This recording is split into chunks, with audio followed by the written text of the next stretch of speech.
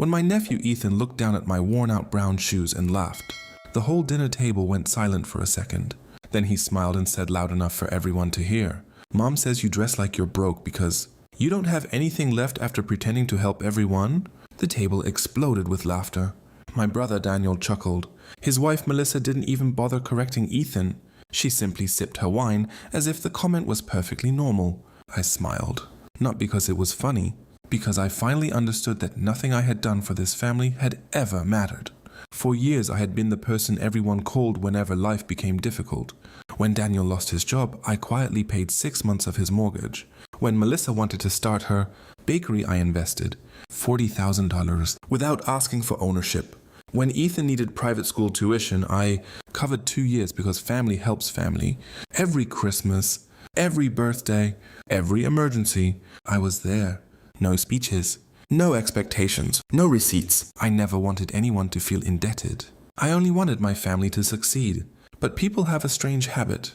The longer you solve their problems, the more they begin believing it's your responsibility. That evening I looked around the dining table.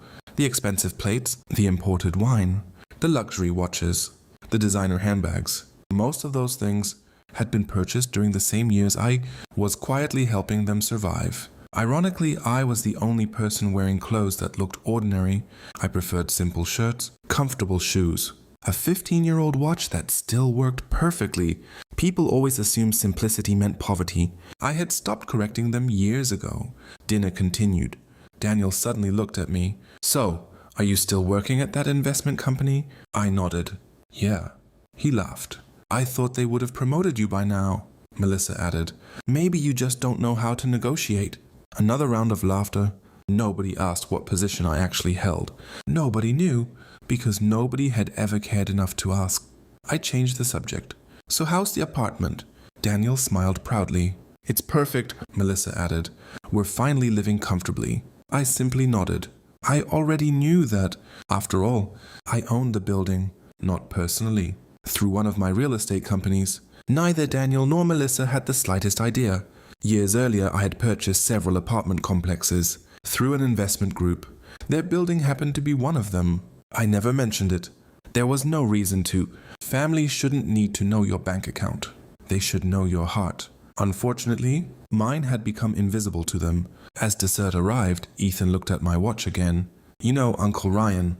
I smiled. "What?" He grinned.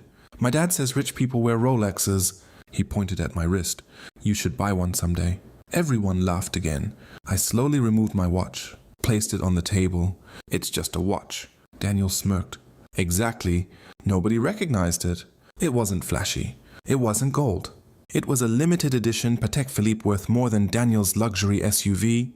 The irony almost made me laugh. Real wealth rarely introduces itself. It whispers.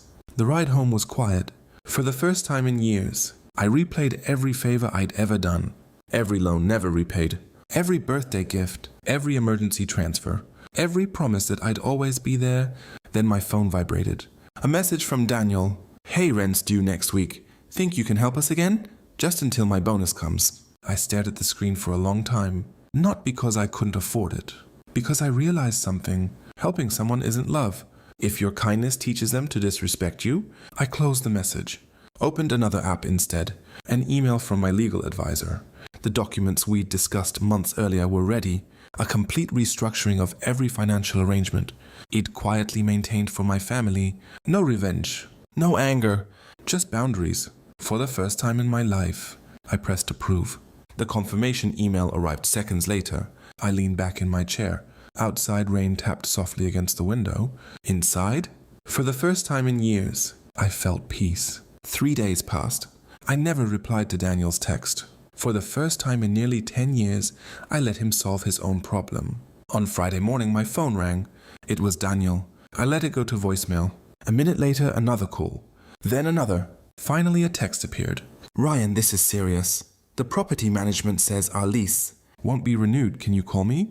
I quietly placed my phone back on the desk. The decision had nothing to do with revenge. Months earlier, before that family dinner, my company had begun renovating the entire building. Every tenant whose lease expired during the renovation period received the same notice. Daniel had simply never bothered reading the official emails. Instead, he assumed someone else would fix everything, like always. That afternoon, my attorney called. The paperwork is complete, she said. Every outstanding personal loan has been officially forgiven just as you requested. Your family's financial ties to you are now completely closed. Good, I replied. No more hidden support. No more emergency transfers. No more private investments. She paused. Are you sure? I smiled. For the first time, yes. The following Sunday, my parents invited everyone over again. When I arrived, the atmosphere felt different. Daniel looked exhausted. Melissa barely smiled. Dinner was unusually quiet. Halfway through the meal, Daniel cleared his throat. Ryan. I looked up. I need a favor. Nobody laughed this time. Our landlord won't renew the lease, Melissa added softly. We have 30 days to move. I nodded. I'm sorry to hear that. Daniel frowned. That's it. You always help. I folded my napkin. I used to. Silence filled the room. My mother looked nervous. Ryan, their family. I answered calmly, and I've treated them like family for years. I looked directly at Daniel. Do you remember the mortgage I paid? He lowered his eyes. The bakery investment? No answer. Ethan's tuition? Still nothing. I never asked for repayment. I never wanted recognition, but respect. I paused. That should have been free. Nobody spoke. For the first time they were forced to listen. Daniel finally whispered. I didn't realize. I shook my head. No, you never tried to realize. There is a difference. Melissa wiped away tears. You thought I needed your approval. I finished the sentence for her. You judged me by my shoes, my watch, my clothes. You never judged my character. Just then Daniel's phone rang. He answered. His face slowly turned pale. What? Yes, I understand. He hung up. Everyone stared at him.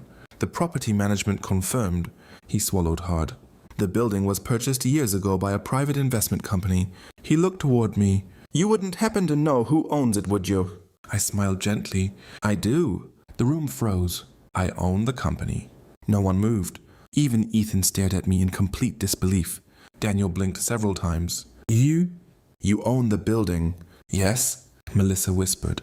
Since when? Almost 7 years. The silence became overwhelming.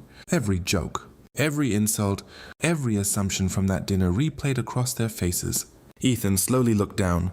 I'm sorry, Uncle Ryan. His voice shook. I shouldn't have said those things. I smiled warmly. I know. You were only repeating what you heard. His parents lowered their heads. For the first time they understood that children often borrow the opinions of adults.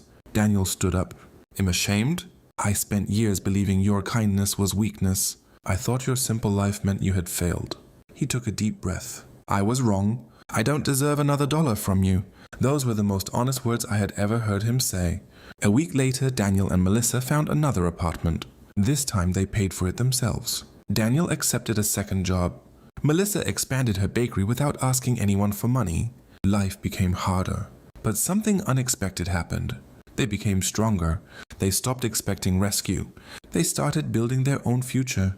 Months later, Daniel invited me for coffee. Not because he needed money. Not because he needed a favor. Just because he wanted to spend time together.